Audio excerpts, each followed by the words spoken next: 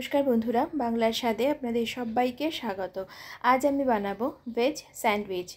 Sandwich खेते car ना भालो लागे और आजकेर एई व्यस्त जीवने झटपट कोनो जलखाबारेर कथा माथाय आसलेई आमादेर सबार आगे मने पड़े सैंडविचेर कथा। छोटो थेके बड़ो एटा सकलेर भीषण पछंदेर, ताई बाच्चादेर स्कुलेर टिफिन होक बा सकाल बिकेलेर जलखाबार अनायासेई एटा बानिये नेওয়া যায়। रेसिपिटी शेष पर्यन्त देखार अनुरोध रइल एबं भिडियोटी भालो लागले लाइक शेयर और आमार चैनलटी सबस्क्राइब करे नेওয়ারও अनुरोध रइल। चलुन ताहले शुरू करा जाक आमार आजकेर এই ভিডিওটি।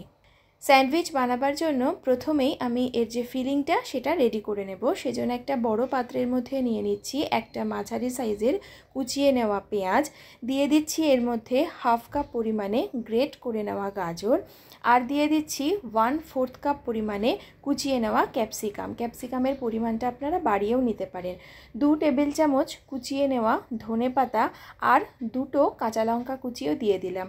লঙ্কার ঝালটা নিজেদের স্বাদ অনুযায়ী ব্যবহার করবেন আর বাচ্চারা খেলে স্কিপও করতে পারেন। এর মধ্যে স্বাদ মতো লবণ দিয়ে দিচ্ছি 1/4 চামচ অরিগানো, 1/4 চামচ মিক্সড হার্বস, 1/4 চামচ চিলি ফ্লেক্স। চিলি ফ্লেক্স যদি না থাকে না দিলেও চলবে। একটু চটপটা টেস্টের জন্য হাফ চা চামচ পরিমাণে চাট মশলা দিয়ে এখন সমস্ত কিছুকে খুব ভালো করে একটু মিশিয়ে নিচ্ছি। আপনারা চাইলে এর মধ্যে কিন্তু বীজ বার করে নেওয়া টমেটো এবং শসাকেও কুচিয়ে এর মধ্যে ব্যবহার করতে পারেন।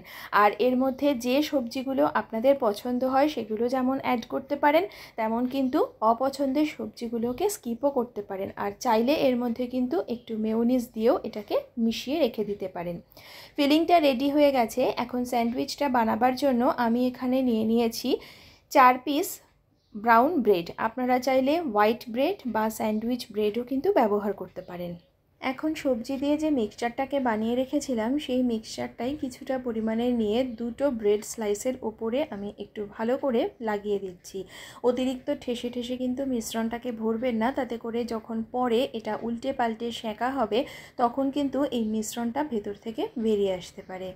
2টো ব্রেডের ওপরে এখন আমি দিয়ে দিচ্ছি 2টো চিজের স্লাইস। এবারে বাকি যে 2টো ব্রেড স্লাইস আছে সেগুলোকে ওপর থেকে আমি কভার করে দিচ্ছি। আর এই এখন ওপরের পোর্শনটাতে আমি একটু সফট বাটার লাগিয়ে দিচ্ছি। ফ্রিজ থেকে এই বাটারটা কিন্তু আমি অনেকক্ষণ সময় আগেই বের করে রেখে দিয়েছিলাম। 2টো স্যান্ডউইচ আমার রেডি হয়ে গেছে। এবার এটাকে সেঁকে নিতে হবে। একটা তাওয়া আমি গরম করে নিয়েছি মিডিয়াম ফ্লেমে। এবার যে পোর্শনটাতে আমি বাটার লাগিয়েছি সেই দিকটা আমি তাওয়ার উপরে আগে দিয়ে দিয়েছি। এবার ওপরের যে দিকটা সেই দিকটাতে এখন আমি লাগিয়ে নিচ্ছি আবারও কিছুটা পরিমাণে সফট বাটার। এবারে নিচের দিকটা সেঁকা হয়ে গেছে। এখন এটাকে আমি উল্টে দিচ্ছি, দিয়ে যে পিঠটাতে আবার আমি পরে বাটার লাগিয়েছিলাম সেটাকে নিচে দিয়ে দিলাম। লো ফ্লেমে রেখে একটু চেপে চেপে যদি এভাবে বাটার লাগিয়ে সেঁকা হয় তাহলে কিন্তু ব্রেড স্লাইসগুলো খুব ভালো করে সেঁকে নেওয়া যায় এবং এর ওপরে খুব সুন্দর একটা ক্রাস্টও তৈরি হয়ে যায়।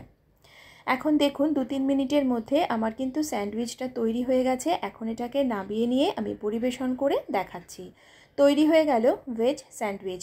রেসিপিটি আপনাদের কেমন লাগলো আমাকে কমেন্ট করে জানাবেন এবং ভিডিওটি শেষ পর্যন্ত দেখার জন্য আপনাদের সকলকে জানাই অসংখ্য ধন্যবাদ।